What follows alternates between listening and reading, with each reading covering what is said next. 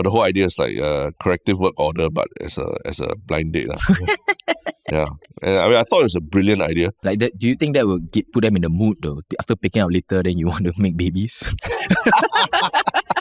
That's a great question. Yeah. After you smell like that. But yeah. But I guess, I don't know, if you're going to like near the red light district, then you pick up a lot of condoms and you're like, oh, you start having some ideas. Maybe. What's up, everybody? Welcome to another episode of Yala, But your thrice weekly podcast where we talk about the hottest news and current affairs with a touch of what? humor. Good old humor. A good old humor. That's right. What's Jacky, up, guys? You didn't get the memo, You watch the podcast so many times, or I watch the podcast. I take the intro for granted, like it's hard to pay attention because it's the same. No. I mean, even for me, it was a bit hard trying to emulate Haresh because our vibe's a bit different, lah. Right. Haresh is the type that likes to use like a lot of superlatives to Of talk, course. lah. Yeah. I'm more like straight to the point. Yeah, but that's the balance that this podcast has always provided all of us listeners, right? Yeah. So today's the experiment, lah. We're going to try with Jacky coming as the guest host since Haresh is gallivanting in Italy. Yeah, the aim is for me to replace Haresh. I don't know if you are going to be listening to this Haresh in Italy, but my aim today is to take over this seat. To bring it back to the majority race takes over everything. Yeah, Taman took the presidency and I'm coming for your seat here at Yalabat. But yeah, actually part of the reason you're here is because I think the last time you came, I think Haresh and I were just like, wow, Jacky, he looks like a comedian and all that, but wow, he does a lot of reading about all the heavy political stuff and all. We're all quite impressed, lah. Right. Honestly, yeah. I mean, listening to the parliament is something quite fun, like and it's something that I think a comedian can afford to do, like, because you don't have day jobs, or like if I'm lucky enough to not have a day job anymore, that I can listen to parliament in the daytime, read Straits Time on Twitter and things like that. Yeah. I mean that all. You sound like a bum when you say that, but actually the last month and a half you've been super busy, right? Busy because I'm mostly doing gigs, right? And then, doing gigs is something that I truly enjoy doing, going on stage, hearing laughter and things like that. It's something that, if anything, it energizes me. Right? And then I sleep for half the day in the daytime when the sun is up. No, but I think that's the important thing we're trying to dispel, is that just because people actually read the news and all that doesn't mean that they got nothing to do with it. Oh, yeah. In fact, the last time we spoke to you, you were about to embark on a very big trip to the Melbourne International Comedy Festival, is it? Yes. And so how long do you spend there? Well, I spent 1.5 months in Melbourne, and 2 weeks I was with my girlfriend, and then we were on holiday, and it was really nice. And then she eventually had to come back to her day job, and I went off to the festival. The festival was really incredible. I initially went there with the intention of just watching shows. Okay. Because Dr. Jason Leong was nice enough. He gave me a crew pass. Yeah. And that gave me entry to any show that wasn't sold out at the festival. So I was watching a lot of shows, and then lucky enough, there was spots opening up at shows. I got to do some spots, and then Dr. Jason Leong also moved his venue from a 80-seater to probably like a 500-seater, something like that. So the last week of the festival, I got to open for him at the Forum in Melbourne. Oh, sweet. That was really, really, just incredible. How are the crowds in Melbourne compared to the crowds here in Singapore? Well, the crowd is definitely more comedy savvy. The festival is there every year. They see all types of comedy, and it feels good, right? Like there are times when you can tell jokes that you are afraid to tell in Singapore, maybe, but there the comedy audience knows, like, oh, these are jokes, and then you can try and go for it and things like that. Okay. But the general atmosphere, because before this you're telling me about like the general atmosphere, like, just blew your mind, right? Yeah, it's like Hogwarts.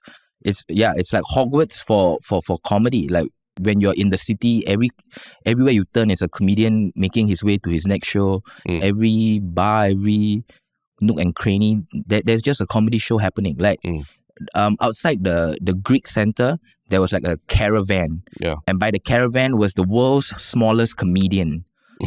And he's doing like mini shows, like 15-minute shows. Wait, so he's physically... Yeah, he's like a small guy. Oh, and he was just doing like a mini show, like 15-minute show. Wow. So yeah, it's like that's what I mean. Like you cannot imagine that much comedy happening, much less the scale of just where it was happening everywhere.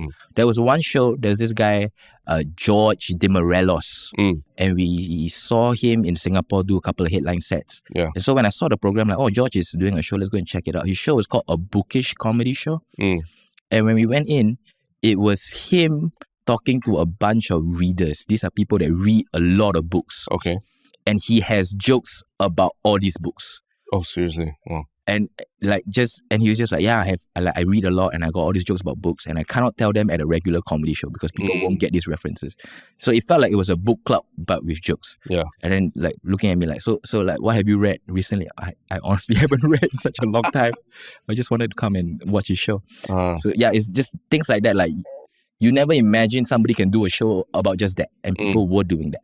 So were you like feeling depressed when you had to come back to Singapore and leave all that behind? Well, I was very ready to come back, mostly because I miss my friends, my family. I also miss performing for the Singapore audience. As fun as it is performing for a comedy savvy audience, but I always felt that like when I tell a joke about Singapore or in the Singaporean context, and then I hear the Singaporean laughter, it hits differently. Oh, I see. Wow, you really miss the Singapore audience that way, lah. Yeah, definitely. Or the audience that I've been performing for. I don't know about the mass Singapore audience. I think online maybe I still don't have that kind of like I'm not making content online for people to consume regularly. Yeah. But like the live audience that I've been performing for at the regular shows at the Lemon Stand, at ECC, all these places. Yeah, I do miss that for sure. Do you see yourself like living in some place like Melbourne and just living that life there as a comedian? Well, I don't think for longer than a year. I do think doing that might make me a better comedian. But I don't know. I feel like I have it's very hard for me to be away from my family. And my girlfriend cannot come with me. That's going to be a challenge. And all these things. Yeah, I would love to.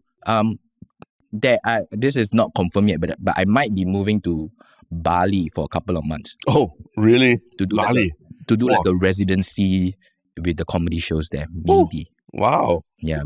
I think Bali has a really nice comedy audience as well because it's such an international place. Yeah. Like so many tourists from so many places come down. Yeah.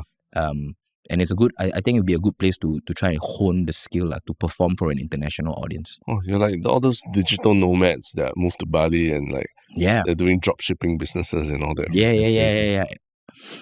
Just, like the last time I was there, there were like just audiences from like Ukraine, from Israel, even like all these different places that like even though Singapore has a very international audience, that was just on a wider scale.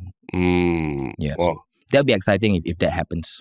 And Bali's close enough to Singapore, like you can fly to and fro anytime you want. Yeah, although it's so popular now that the flights are getting a bit more pricey. Oh yeah. So it'll be hard to do it like weekly. But if we can find a sponsor, so if you're an airline listening to this and you want to fly me to and fro Bali, I would love to take you up on that. You're like the Singapore talent that we need to bring out to the world. I agree. And I will wear the Singapore flag. Whatever you want me to wear, I'll wear. You're like the Shanti Pereira of Singapore comedy. Well, I don't want to say that. Shanti Pereira is top level, But I love performing. I think to a certain extent, as much as I love performing for the Singapore audience, I love performing for the Southeast Asian audience. People in Vietnam, people in Bangkok, Cambodia, like these are the places I went on tour to last year.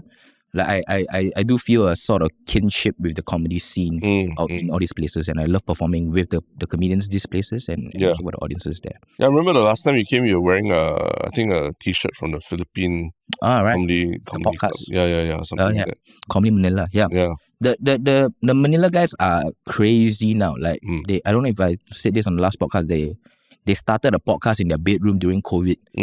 That was once a week that eventually became 3 times a week, 5 times a week. Yeah. And it's now the number one podcast. Not number one comedy podcast, number one podcast in all of the Philippines. Wow. So these guys are just riding on a tour bus with their faces on the side of the bus all around the country now. Wow. It's very wild. And you've been on that podcast and all that? Yeah, but they speak Tagalog and I'm just sitting there listening for keywords to try and chime in. Well, not bad. You're like a lot of Singaporeans, they go overseas, then they see how life is overseas, then they're like, oh, shit, I don't want to come back to Singapore. But it seems like it has strengthened your resolve to focus on Southeast Asia, if anything, right? Yeah, I think Singapore is a country that is easier to love when you're overseas. The things, because when you're in this country for too long, you take a lot of the things for granted. Like public transport. This is something that you really cannot find anywhere else. Just how clean the place is, how good the roads are, how safe this place is. Like these are all things that, like, safety is something that when you're here for too long, it's just boring. But when you're away, and then when, like, your favorite moment of Singapore is when you're landing. You're like, wow, I'm finally home. And then you're in Singapore for 1 week. You're like, wow, this place damn hot, damn crowded. Yeah, that's true. That's true. Yeah, but you flew SQ, is it? Or? No lah, I always fly budget. Okay. Yeah. So no worries about turbulence or anything, right? Oh no. Okay. I mean, because you just said Singapore very safe, very clean, everything. The topic we're talking about today kind of that's true. Right? Yeah, I haven't been to the beach yet. That's why. Yeah, and all the recent stuff with the SQ and all that as well, right? Yeah. But yeah, I mean, we can jump right into it. Let's go. Yeah. Topic. But before we do that, I always have just to do a plug that if you're new to this podcast, please follow, share, subscribe, do all the stuff that you do to tell the algorithm that you would like to listen to us, and that helps us a lot. And we get interesting guests like Jacky on as well, to talk about big topics with what? Good old humor. Yes. That's right. Okay, so the first topic is it's been on everyone's minds, and even in the, you can even smell it, literally smell it in the air in some places, right? And it's just about the big oil spill that happened last Friday on the 14th of June, I believe. Last Friday. Let me just pull up the thing. You see, Haresh is good at this, like finding all the articles. Using a computer. Exactly. I am way behind on that. Yeah. But yeah, last 14th of June, at 2:20 p.m., a Netherlands-flagged dredger, Vox Maxima, hit a Singapore-flagged bunker vessel, Marine Honor, at Pasir Panjang Terminal at about 2:20 p.m. on Friday. And apparently it was because the Dutch vessel had a loss in engine and steering control before its allision with Marine Honor. You know the meaning of the word allision? When I read that, I thought they spelled collision wrongly. I also just learned the word. Yeah. Apparently, the difference between collision and allisions. Allision is when a moving thing hits a stationary object. Collision is when two moving things hit each other. I never knew that word existed. Right. So that means the bunker wasn't moving. Yeah. And then this Dutch correct. Bang us. So it made me realize, maybe even the Titanic, we say collision. Actually, it's an allision between an iceberg and a ship. Yeah. But wow, shit, it rocked my mind when I read that. Yeah. If anything, we got a lot to clean up to do, but we learn new words. Yeah. But yeah, just to finish up, so that allision caused about 400 tons of low sulfur fuel to be leaked into the sea. And since then, the oil has washed up at a lot of beaches along the south and east coast of Singapore, including Sentosa, East Coast Park, even the shoreline at Labrador Nature Reserve. And then now, we've been hearing that St. John's, Lazarus and Kusu Islands also kena. Whoa. And some oil slick was also spotted at Marina South Pier. Wow. So, and now, even Changi also have. So we're talking about more than half of like Singapore's coastline, right? Yeah. But yeah, when you first heard about this news, like over the weekend and all, like what do you think it was? How do you react to it? I mean, like if it when it happened, it's just like, oh damn, now there's gonna be a huge cleanup to be made lah. Yeah. And then over the weekend, I see people's Instagram story, and then you see the pictures, and it's really damn chalat. Yeah. Right. And the one that really hit me was someone posted IG story of otters cleaning themselves. So like I guess these otters are swimming now. There's a lot of oil on their fur, and then they have to roll in the sand by themselves to try and get the oil off. And now I feel really bad for all the marine creatures, the fishes, the otters. I don't know what else marine creatures there are, but like all of these guys are properly suffering now, I think. Yeah. But did it affect you personally in any way? No, I'm living in the center part of Singapore now, so not that close to any of the shorelines. But you didn't have anything booked or what? Oh, my girlfriend booked a spot at Rumours this past weekend. Beach club. Beach club. And then they called her to say like, the beach club's open, but like it smells pretty bad. Like you can smell it from here. So like if you don't want to come, like actually they recommended not going. Oh, I see. So I thought that was quite nice of them. Because they could easily make $250 from whatever, and then my girlfriend would have had a terrible time. Yeah. Pay $250 and then I would have to listen to it. Yeah. But no. So thank you. So you weren't going lah? No, she was going with her friends. Oh, okay. You're not invited lah. So. Well, I'm not a big fan of the beach anyways. Unless you're inviting me next time, I'll go. Okay. I was also supposed to go to Sentosa. But not for something at the beach lah. I was going to the water. I was supposed to bring my kid to the water park at Resorts World. And then maybe after that do other stuff along the beach lah. Right. Was your kid disappointed now? He cannot go to Sentosa? Thankfully he's at the stage where you tell them they don't really fully understand what they're doing yet until you actually bring them on the day itself. Right. So we did other stuff. But I went full Karen. I mean, I'll admit also I got a bit paranoid about it. I was afraid like there would be fumes or whatever. So I was like, hey, I know the water park is not connected to the beach, but if there are fumes or if I have to go to somewhere to eat and then there's smells and all that, I don't want to deal with that. I asked to change my ticket and they actually said, okay, Yeah. I think, if anything, they've proven the service recovery is pretty good. Yeah. Yeah. Singapore standards of service recovery, not bad, right? Yeah. But I mean, you... also, I guess the people that we have to feel the most for are the people living at Sentosa Cove. Them poor thing, right? These fucking multi-millionaires are living with the oil smell now. They cannot sleep at night. Yeah. They can't go for the paddle boarding and stand-up paddle boarding. Their Ferrari that is open air. They must put the boot down. Like that. Poor thing. Are you a pet person? Like you have a pet? My girlfriend has a dog, but is living with the parents now. Okay. So you generally quite you know about like bringing dogs around Singapore there, right?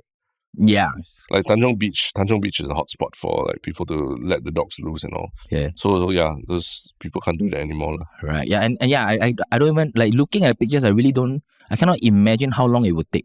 It's going to take so long. And then like even with the footage of all these different equipment they are using to try and scoop up as much as they can, it still looks damn bad. So I think it's going to be a good couple of months before we can clean this up. Yeah. I mean, in fact, like even the Transport Minister, Shiok Thing, yesterday he had to come out with a Facebook message, just basically talking about Singapore's response to everything. And in some ways defending Singapore's response, the Maritime Authority's response, because I think there were some rumblings on the internet that, hey, how could this have happened? Like, how could you have allowed this oil spill to reach the shores of Singapore? And now, like half of our coastline affected, everything.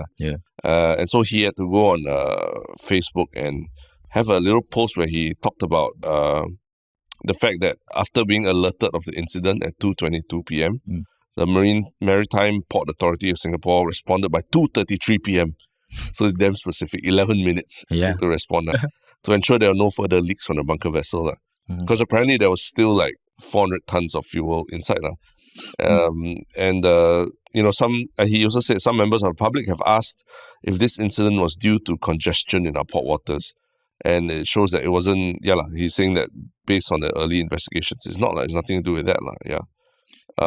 But I mean, when you see the response and now, there's a bit of, the government coming in and saying, hey, no, we're doing our best or that. What do you feel about that? I think it's interesting. The statement is on Facebook, which suggests to me that the complaints are coming from a specific group of Singaporeans, right? People that use Facebook, right? It could have been, I don't know, any other MP that's active on TikTok doing a dance to tell the kids that we're fine. Yeah. But it's on Facebook, meaning the boomers are the one complaining about this. Yeah. It's true. Or maybe a lot of our ministers, all that, also older. They know Facebook, but they don't know the other platforms, right? Yeah.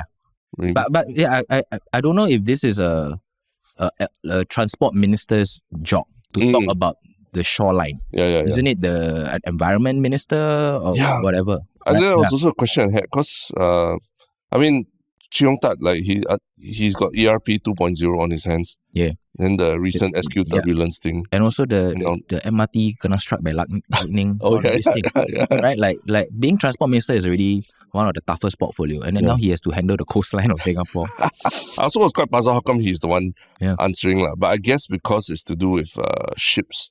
Ah, the movement of ships. So that's under transport, right? okay. But he said land transport, so I was a bit confused. It's not the sea transport, but we would have no sea transport.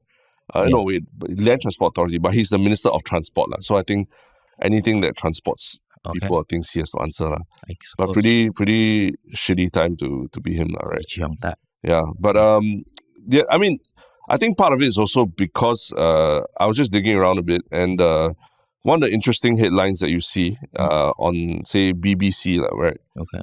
If you go to like Google News and you search BBC, in the headline says Singapore struggles to clean up beaches after oil spill. Struggles. And you click through the article, it's been amended.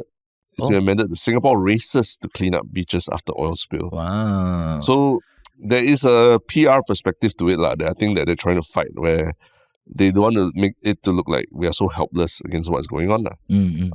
But I mean, you were saying earlier that you don't know how long this might take and all. Yeah, it does feel like we are quite helpless. I mean, just looking at the footage, and also I follow this NGO, the Ocean Purpose Project by Matilda De Silva. Okay. It's like a former Singapore Idol singer. Oh, really? Yeah, Matilda.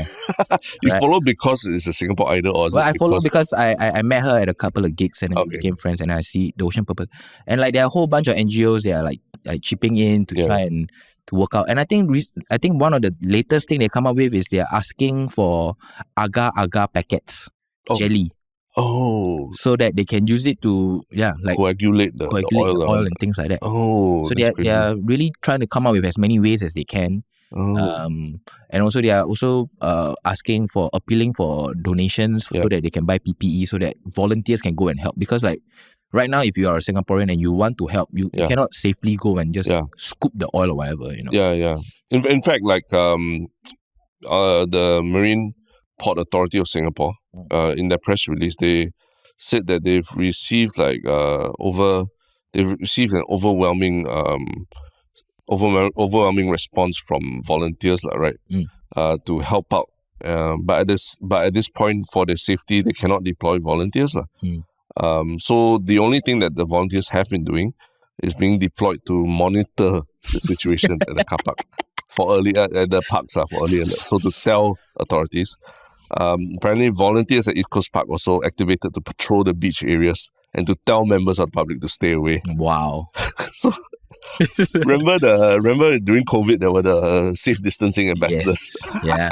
This is the return of those people. Yeah, but these are not paid volunteers. I don't think so. No, right? No. Yeah. But I guess that Singaporeans will do anything to feel some type of authority and power over the Singaporeans. You think? Oh, so you think that's the reason that they are volunteering? I think that's probably part of it. I do see.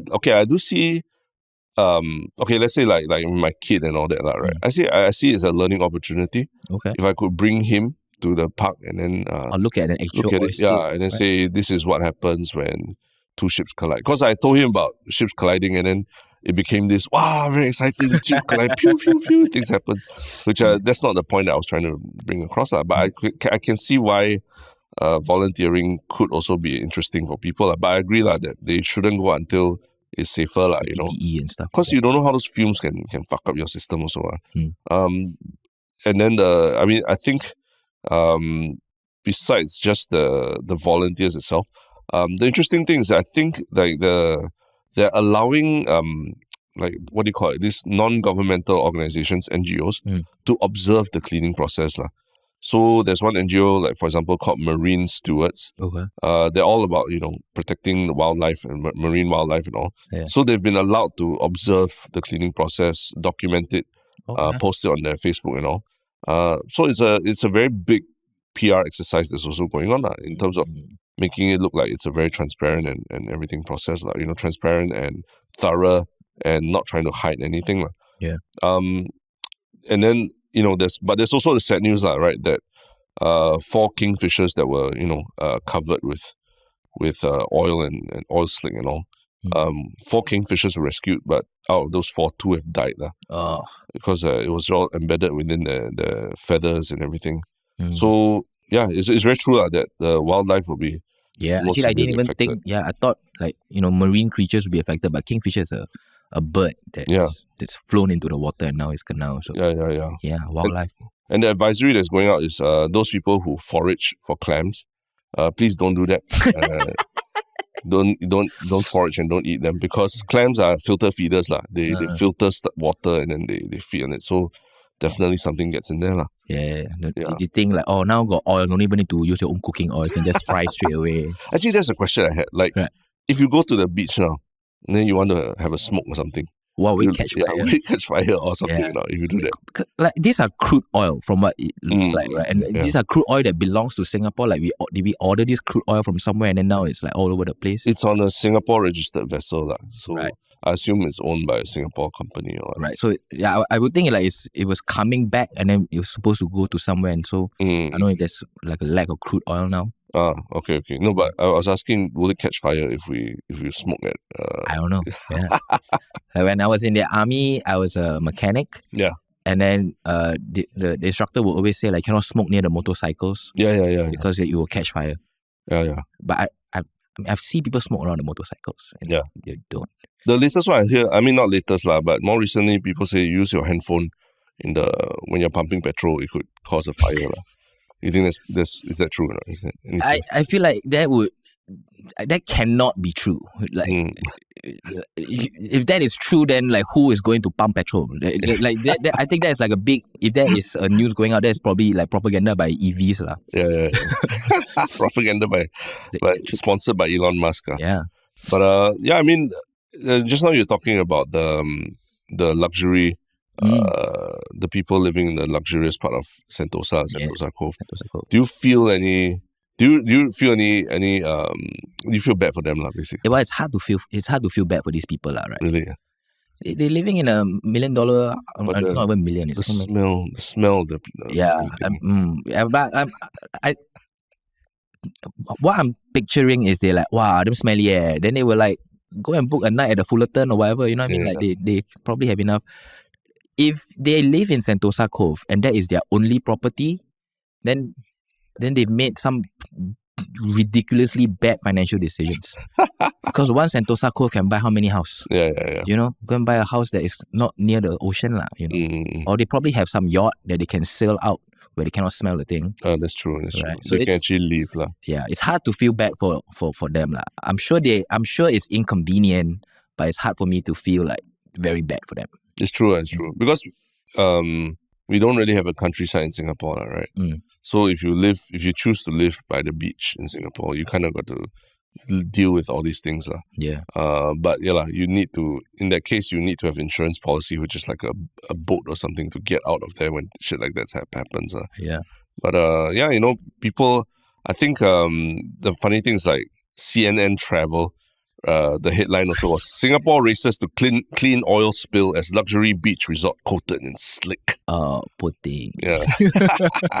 So I don't know. Yeah, I don't know whether they did it as almost like just trolling or what, as a joke or what, because luxury beach resort like coated in slick, like kind of sounded almost like a line from a rap song or something. Yeah, it's like a pun, right? Yeah. But overall, like, how does this make you feel about what you're saying earlier about Singapore? You know, we take a lot of things for granted and all that. When you see something like that happen, and half the island's affected, how does it make you feel about Singapore? Well, it's not like it's just gonna fuck us up, right? Like you can see the response. We're doing as much as we can. It's very heartening to see the amount of volunteers coming out and all these NGOs working together, like to come up with different ideas to try and solve the problem as quickly as we can. Yeah, and these are also things that we would take for granted, right? And it's good to see happening, lah. Then if you could volunteer, what would you volunteer to do? Like, would you volunteer to help clean up the oil spill or? Yeah, why not? I mean, I do think it could be a pretty fun activity.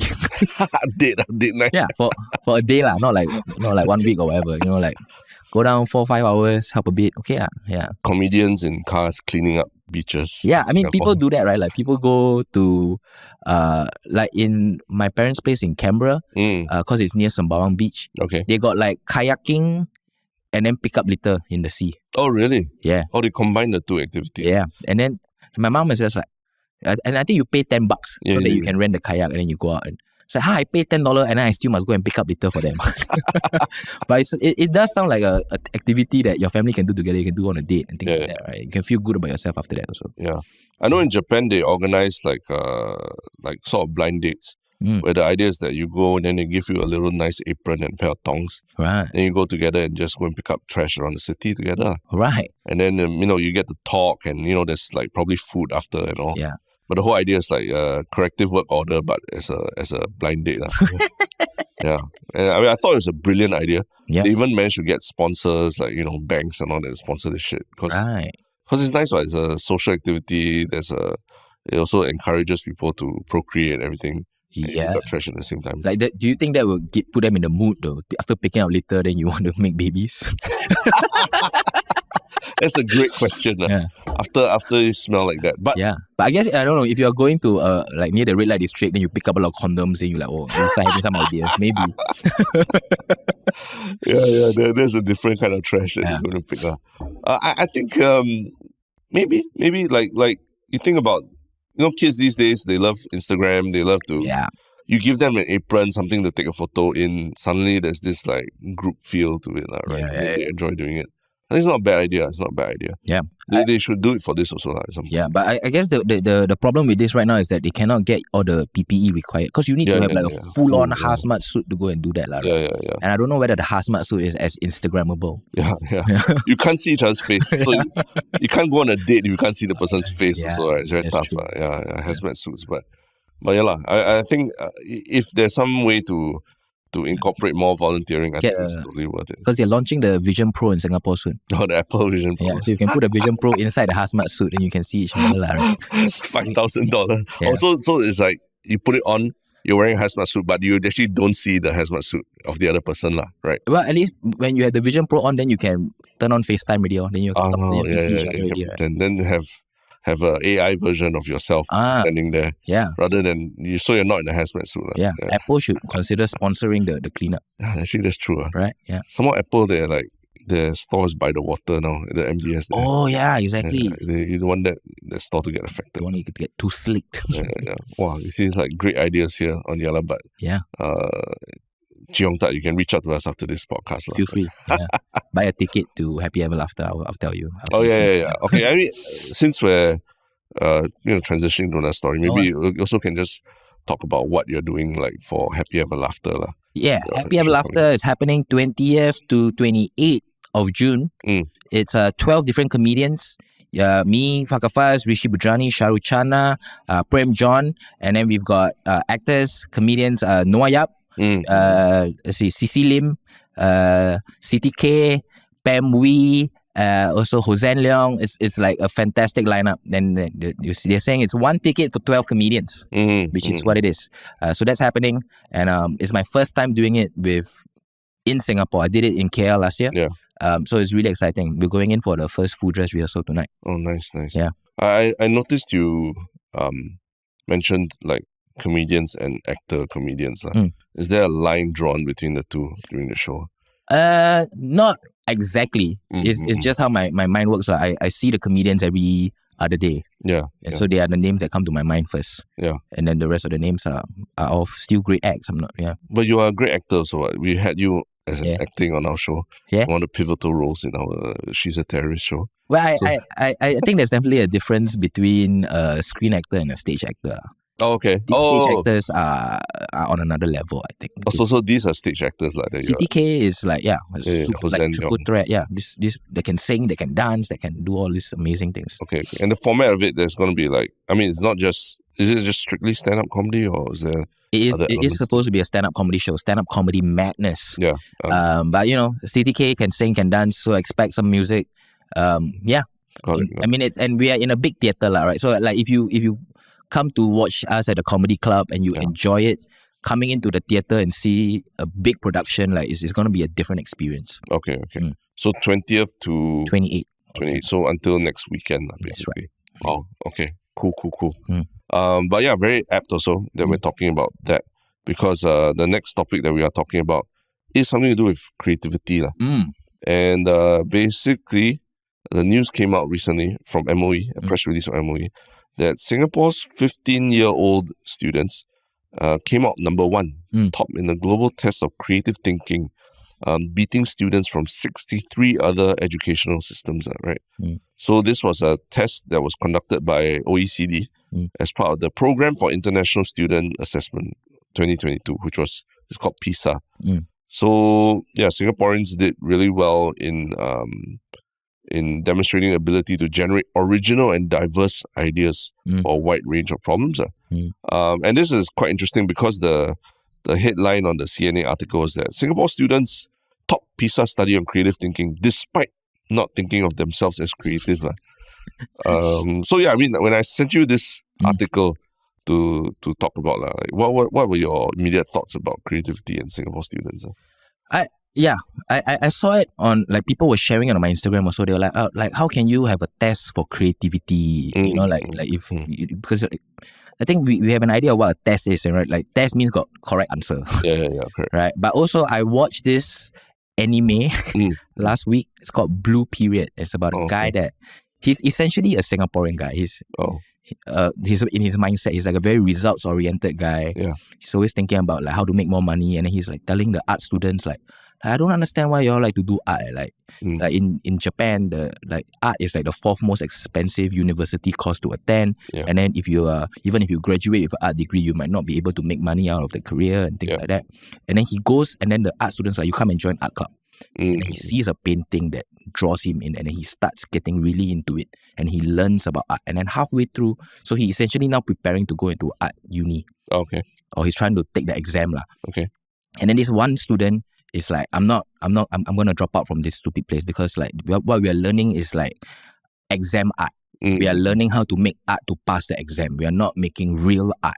Right. And then the teacher explained like, that's a very dated concept lah. Right. Like good art colleges now, they have a very holistic way of judging the students' pieces, and it's about how well their message can come through in the art. And I think it's something similar, right? Like it's not like this PISA has like 1,000 correct great ideas and then 500 correct okay ideas.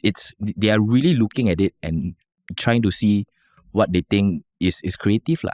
And I think it's good that the students are doing well. And I think what we should be doing is to encourage these students that did well to try and pursue that. I think the problem in Singapore is not that we are not creative. I think it's that creative people in Singapore are often told to tone it down. To just not be that creative. And so I think that is really the challenge. And I think like I can imagine, I don't know about the parents these days, but like I feel like if my parents or parents from my parents' generation, if like your kid does too well in art, be like, hey, don't okay, no need, okay, good job, but like you must also go and study your maths and your science. Dangerous. Yeah, that kind of thing. You know, I think that is more the challenge that we are facing here. But for you, like when you think about your own journey, like becoming, I mean, essentially every day you're writing new material, you're trying to be creative, looking at things in a different way. Did school help or hinder you here in Singapore? I mean, up to maybe poly, it's not much difference. I mean, you're going through the curriculum. In uni, when there are lecturers that know I'm trying to do stand up, they're more supportive of that. They come and watch shows. They, sometimes free time, we chit chat about things. And then like just meeting different types of people. Like I do think my experience in uni has helped a bit in me trying to become a better comedian. So you're saying that all the way up to uni, it was actually just like kind of there wasn't an avenue for you to pursue your stand-up comedy or your dreams of doing comedy or whatnot. Like there's no. I mean, I wasn't of age anyway to go to the comedy clubs and things like that. I think in primary school I did attend like a creativity and entrepreneurship workshop. That was quite interesting like you just trying to tell us to come up with random ideas, and then they're just like, wow, great idea and things like that. Yeah. But how does that contrast with what you just experienced seeing in Melbourne? You talked about like a lot of people just randomly having shows and doing very, very niche things, right? They're allowed to pursue that form of creativity. What do you think they have there that we don't have in our system here? So I think in Melbourne, being a creative is a legitimate career. Right? Like you watch TV, the gala of the festival is on TV. So if your kid comes up to you and say, I want to be a comedian, there is no, you don't have the same fear a Singaporean parent feels. Right? You'll be like, yes, actually, yeah, good. If you think you can do this, then yeah, go for it. Yeah. Because you can potentially make a money-making career out of this. Whereas I think in Singapore, the parents are all very afraid that if their kid becomes too invested in their artistic career, then they cannot make money. Right? Like even my own mom would told me the other day, I'm like, before I did my special, before I left for March, in March to Melbourne, I was like, it's my 10-year anniversary, so I'm going to be doing my first 1 hour comedy special. My mom said like, wow, 10 years already.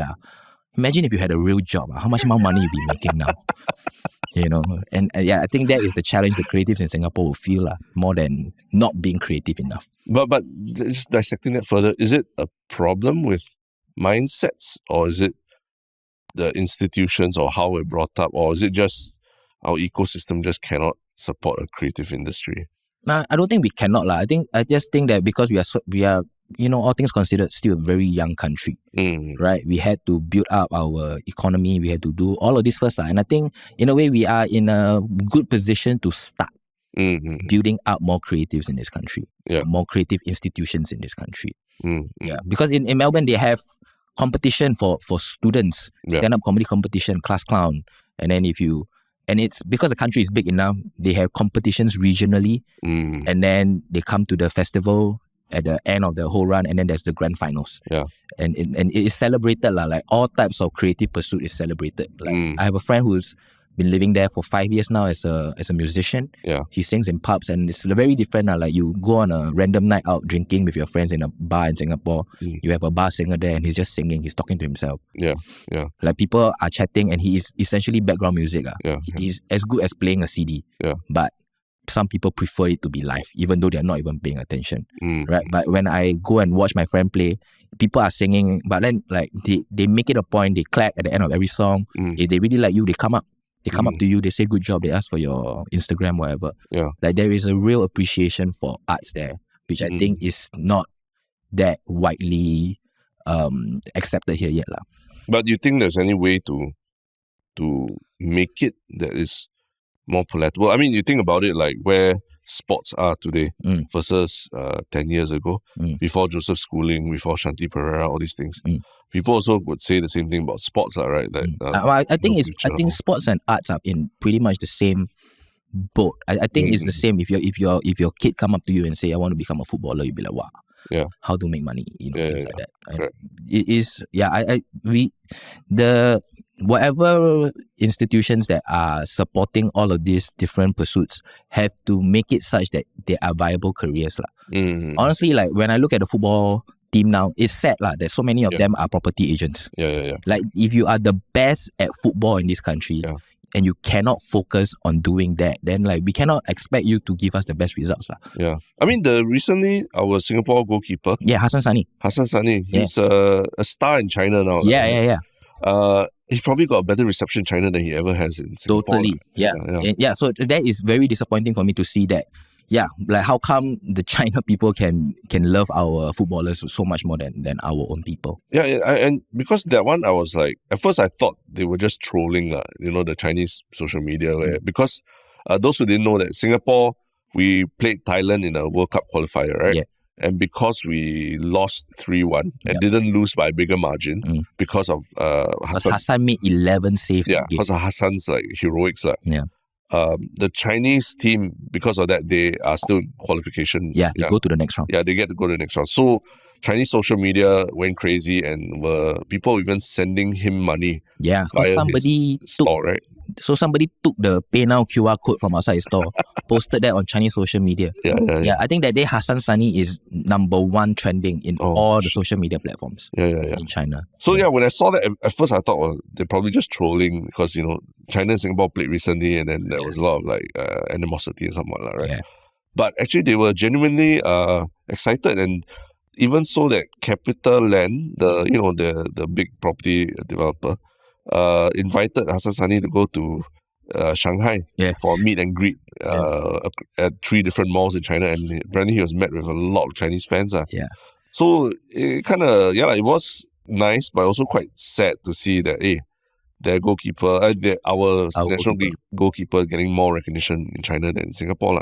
Yeah. I mean, this is something I always bring up. I feel like let's say for film, right, when I talk to filmmakers from other parts of the world, they want to work with Singapore, and I ask why. They say, oh, because Singapore, you actually get grants, for example, for doing films and all. That's like unheard of in their own countries. Right. So they're very excited to come. But then, but we always ask, then why is it that our film industry is still so small and so niche and so like one of those undesirable jobs that parents think about, right? Do you think that there's something about the Singapore mindset that just we totally end up like condemning all these things that can grow and can become good? Yeah, I think we are a very results oriented society, right? Like it's whatever you do, you like the ends must justify your means, and if it doesn't, then you're wasting your time. And also I think the grants thing. Somebody I met this art collector the other day. He was saying like the arts in Singapore is not doing very well because the best artists in Singapore are the ones that know how to fill up the form to get the grants lah. Like they say, he's like the guy that does I don't even know who all these people are. He said, all of the different graffiti you see in Chinatown, Little India, Haji Lane, it's all by the same guy. Because he's the guy that knows how to fill up the form. Because the form is a lot of things to do lah. It's not just a simple form, and so that's why like it's the grant is being given out, and it's given out in a way that it's still so much bureaucracy and red tape like that. It's hard to be creative. You got to spend so much time dealing with the admin that it in a way drains you out lah. Right? Like Faz is doing his 1 hour special. He's this year at 4th August. 4th August at the Esplanade. And I think it's open knowledge lah. To book the Esplanade Theatre, your down payment is $10,000. Holy shit! Right? Wow. And you can potentially go to NAC and ask for a grant, but then like at what cost? You spend 2 weeks trying to fill up this form, and then you go back and forth with them, and all of these things that it really. So like a lot at least for the comedians I know, we end up just doing it by ourselves lah. We just do it ourselves, and we just get to where we have to go lah. So are you saying that kind of like even if grants were available, let's say for stand-up comedians or something, it wouldn't necessarily change things that much lah. Until they change the way the grants are given out, right? Like if the grant is, I don't know, if there's a panel that is like, okay, this guy deserves it, he gets it. Not like, everybody can have it, but you got to fill up this form. I see. Yeah. There's definitely a difference there. And I mean, whatever system, there will be flaws lah. I think it's not a bad thing that grants are being given out. But how it's being given out and how that affects our perception of the industry is also because like now when people don't get grants, then we don't think they are deserving of our admiration or our support. And that's what's interesting about this lah, right, is that after the kids did the test lah, right, they actually gave them a survey to also fill up, and that's where they got they don't think they're creative. Idea that Singaporean kids actually don't find themselves creative lah. At least I think if I'm not wrong, the number is that fewer students had the confidence to say they had creative abilities. Less than half of our students believed that they could produce good stories. Singapore is at 47%, the rest of the world is at 61%. They couldn't produce good drawings. Singapore at 42%, the rest of the world 55%. Or inventing new things with a creative streak. Singapore 43%, the rest of the world 57%. So MOE says schools and parents can help our students develop greater confidence in their creative self-efficacy. So just talking about grants, I think you mentioned something that is very interesting. The idea is that the grant system actually perverts people's perception of the work as well, thinking that it's like almost like charity at that, and then you are not good enough, you don't deserve the money, right? Whereas a lot of creative work sometimes it's just born out of you need to allow people to just think differently and be different from everyone else, and not have to show a whole body of work that I've done before. That's why I deserve this, right? I mean, I always talk about this, and I said ad nauseam, but I always feel like maybe it's less about giving money, like in terms of grants, but more about getting a concerted effort from not just Singapore, like the government and all that, but also businesses to be involved, whether it's sports scene or art scene. I think someone I spoke to was like, yeah, they're trying to get more local businesses, entrepreneurs, all that, to be involved in, say, the S League, right? Whether it's sponsorships or just little things like sponsoring buses for the team or games food, whatever. or food, after training. Because at the end of the day, our players, what do they eat after they have training? If they're not being paid that much, they're not. If they don't have their own nasi padang store, what? And they're not Ronaldo with a private chef like flying around. So these guys they're not going to eat the healthiest things either. They're going to be at hawker centers and all that. So you see, like, when Manchester City, they have their own personal chefs flying around, all that. You want to get our players to that level, they also need that kind of care and attention to their diet, right? Yeah. But in Singapore, we don't have that. Even creative-wise, I feel like we have a lot of creative talent, but we don't think about them or promote them in the way, say, like Korea or Thailand does, right? Yeah. And I always say, like, the example I give is like, so many people fly SQ. How difficult or how expensive would it be for SQ to, the back cover of their in-flight magazine always feature a Singapore artist or something, and say, if you are flying into Singapore, check out this show or whatever and all that. Yeah. That's like, it's such a simple thing that doesn't cost a lot to the airline. Yeah. But it needs someone to influence them, to push them to do it. Do you think that would be possible that you see in your lifetime that your own picture on a SQ, the SQ cover or something, I mean, if they put on a cover, I hope I'll be able to afford the SQ flight to see that. No, exactly. Like, sponsoring you to like go for your comedy festivals and also that, right? Yeah, I mean, I think that would be great. And yeah, see, the thing is, Edwin Tong, our Minister of Culture, he's bragging about, I fly to America to meet Taylor Swift and his team. Why didn't you come and meet any of the local artists to help us to put on our shows? Right? Like, why can't you cannot take a Grab down to my house to come and talk to me? Or you know what I mean? Like, but you're, because so it comes back to us being such a results oriented society that, like, because for him it makes sense if I go and get Taylor Swift, then we drive all these blah blah blah blah blah blah blah, all of this income into our country and things like that. But like 1/10 of the amount of money and effort could have been given to, say, 10, 20 musicians, comedians, actors, artists in Singapore, and we could have just that much more a ripple effect lah. Because right now, like, Taylor Swift is gone, and what has any of the local artists received from it other than all the Instagram posts that we see on our IG story? We don't really get anything else out of that lah. I'm sure the businesses here were making a lot more money during that period of time, but like, I don't think any of the local artists felt any benefit from it lah. Unless you're a big Taylor Swift fan and you go and see her, maybe. But other than that, I think on our show we gave a shout out to Coldplay. Because at least they allowed like a couple of local artists to open for them, whereas Taylor Swift didn't, right? So it's true. I also felt like, while she was here, there's a lot of buzz. But what was the the real like engagement with locals and all that, all the local artists? Some argued like Ed Sheeran had JJ Lin come on his show, but I mean JJ Lin doesn't need the help lah. Exactly. And but it's a real. I mean, when I see things like that, I'm also like, like what kind of I mean, it's nice. It sounds nice in the press release. And you can even check out like what kind of questions they were asked and all that, right? Actually, what I think is quite interesting is that that correlation of us not thinking that we are creative and then are actually creative. I wonder if if the kids start to believe they are creative, will the actual creativity level drop? Right? It is because I think there's I'm sure there's a part of the artists here in Singapore that is going against the grain. That pushes them to be as good as or as hardworking as they can be lah.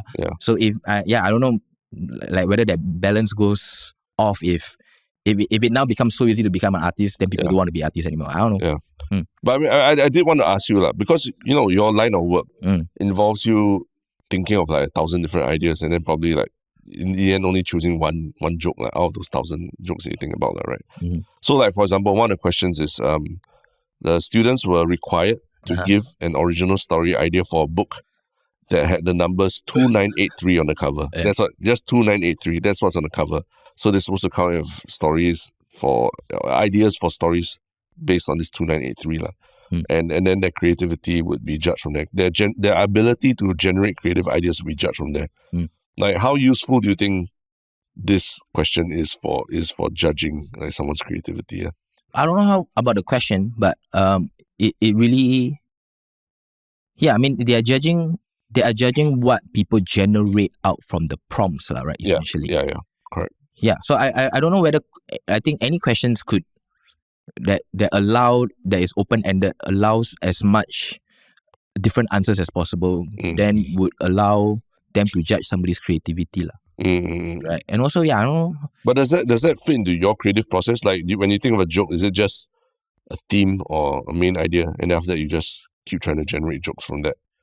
Oh well, my jokes come from experiences, talking to people, I'm walking on the streets or whatever, like, and then I will just write down whatever comes into my head, right? So I there's no main theme I'm working on until maybe it's time to work on a 1 hour special.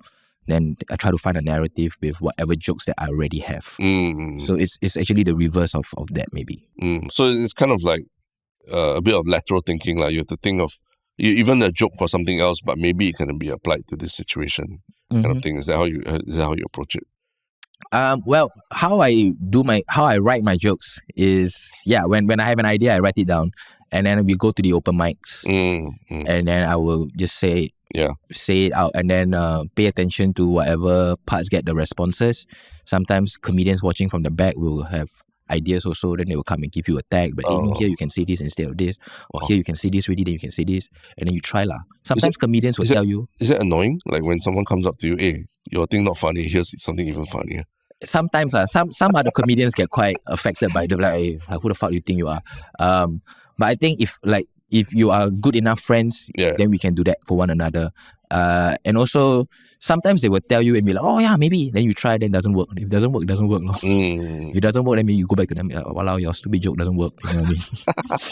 Yeah. But I mean, it's quite interesting because, even when Haresh, or at least myself, like when I tried stand-up comedy, what shocked me was how people gave feedback to each other very openly, and you kind of to me it was super helpful because it's very hard to gauge just standing when you're on stage and all that. You're too close to the material and all. You can't really tell whether it's funny, like, you know. And just the amount of even if you spend a lot of time preparing, like how you deliver it and all that still can affect the outcome, and a lot of it depends on things that happen on the night.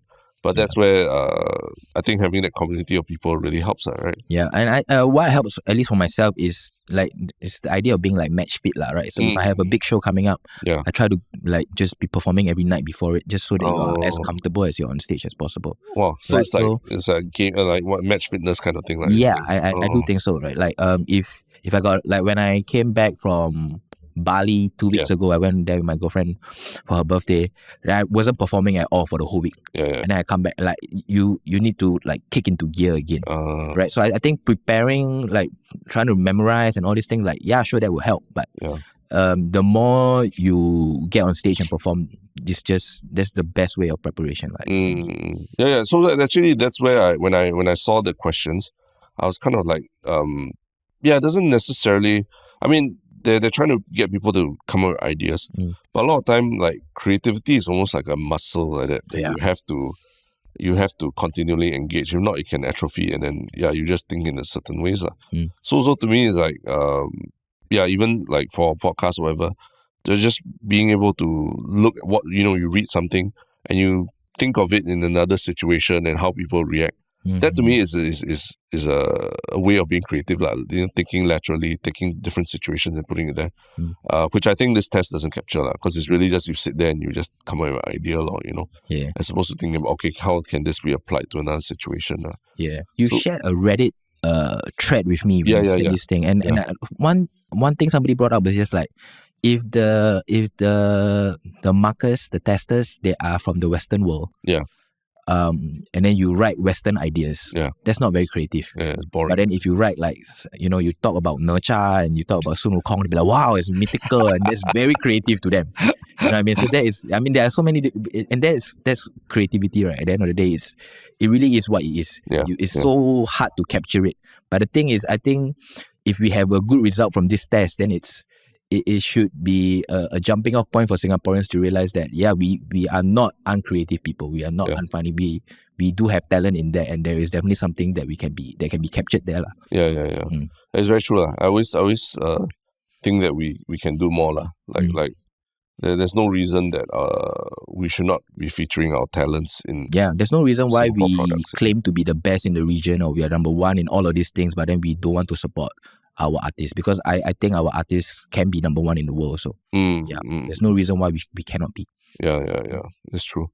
But yeah, I mean, I think after the release of this podcast, you get ready for a flood of like Taylor Swifties coming after you. Yeah. How dare you talk shit about Queen? I'm not talking shit about her. I'm glad she came. If anything, it was the whole of just us not being part of that deal. But didn't it allow you to create jokes about Taylor Swift in Singapore?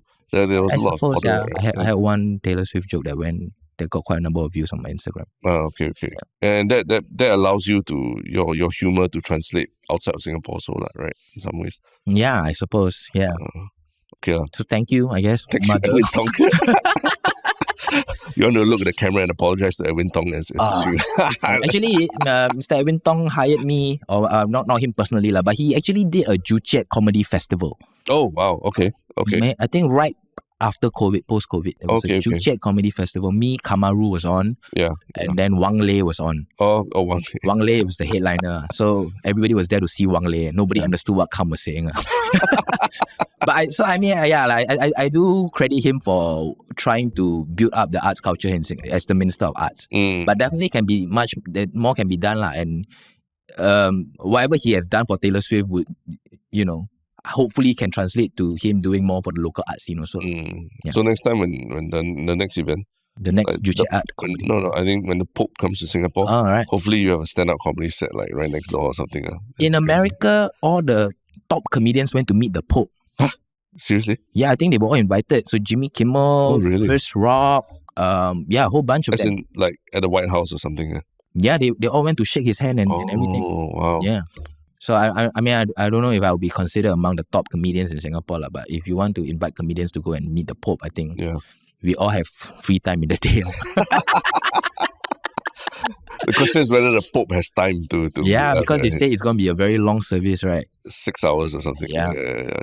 But it's going to be a big thing. The last time the Pope came, the last Pope, he came for like 5 hours. Oh. And that 5 hours he met Lee Kuan Yew, he met Wee Kim Wee, and then he went to the service, and then he just zao already after that. Yeah. Right.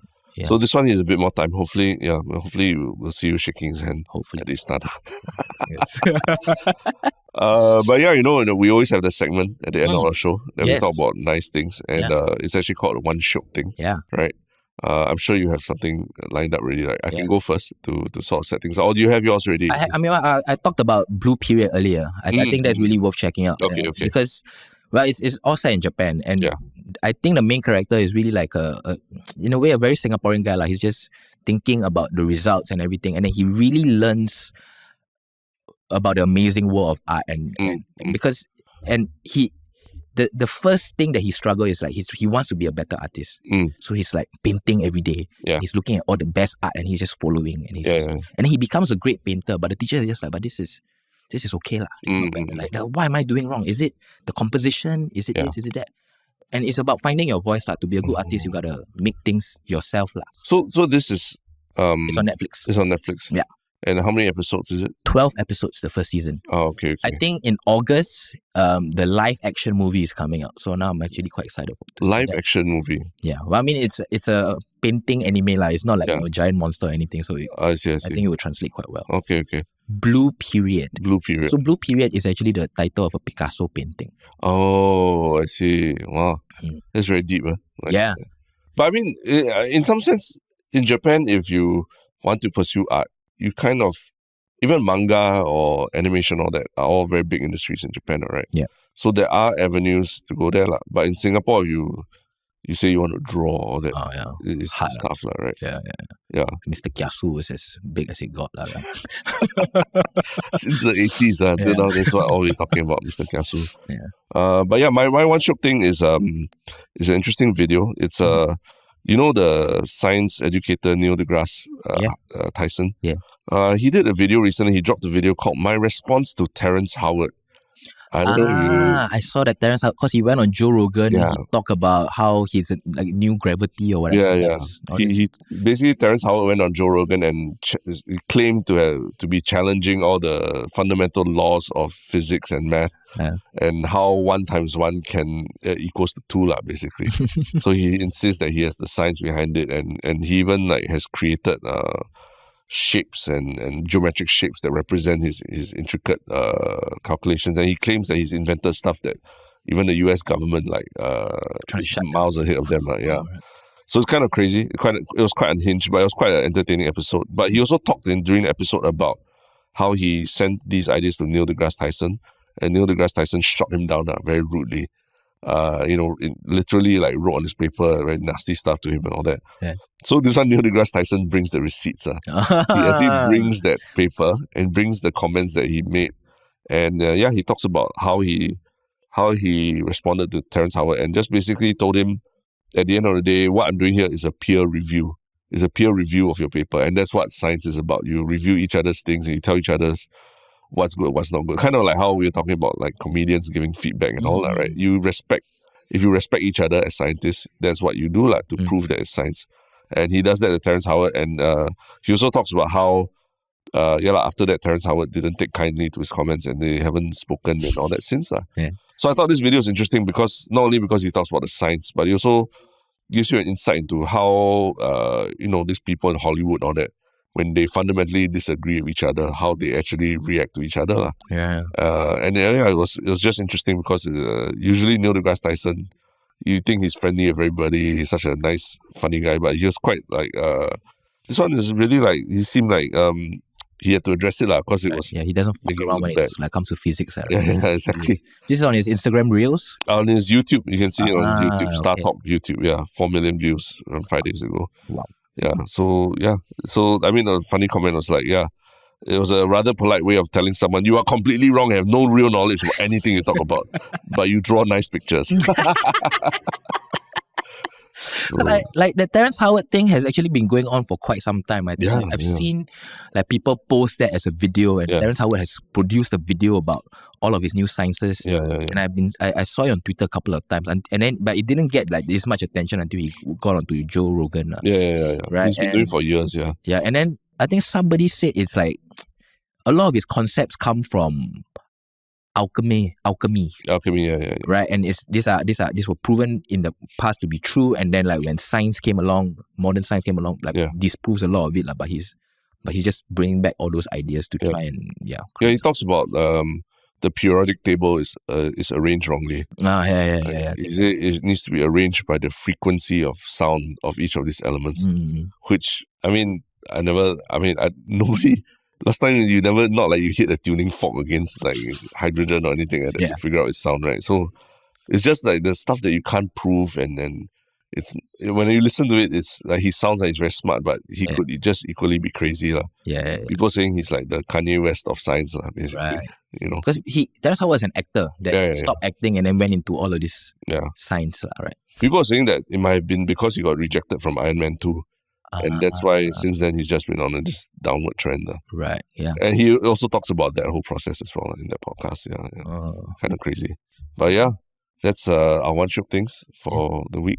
Nice. And thanks so much, Jacky, for coming by again. And do you want to do one more shout out for the show that you're doing now? Yeah, so I have a Telegram channel. Oh, okay. Jacky and Friends. So if you go to Telegram, you type Jacky and the letter N, Friends. That's where I will post most of all my shows that I'm doing. The next one that I am organizing myself, Jacky and Friends, it's at the Esplanade Harry's Bar. Oh, okay. The Esplanade. On the 4th of July. Oh, wow. That's Independence Day, US Independence Day. Yeah, but it's just going to be a regular comedy night at Harry's Bar in Esplanade. And then 27, 28 of July, I'm also doing Jacky and Friends at Gilman Barracks. With Which place? it's called what's the place called again? Villas Tropicana. Oh, okay. Yeah, so those are the shows that I am organizing. I am also going to be on Happy Ever Laughter from tomorrow, 20th to 28th of June. Yeah. And then 4th of August, it's going to be Faka Fast. I'm going to be supporting him at the Esplanade. This is the real Esplanade, the big theatre. Yeah, the $10,000 deposit. That's right. That's right. So come and help him pay that deposit, guys. So, help him make things like make some money from that, because it's not easy doing what we do here in Singapore. Yeah. But cool. Thank you for getting me on. Yeah. Please, if you enjoyed this, leave a comment and be like, Haresh can stay in Italy longer, then I can come back next week again. Yeah, but cool. Yeah. And that's all the time we have for today. See you all soon. Bye-bye.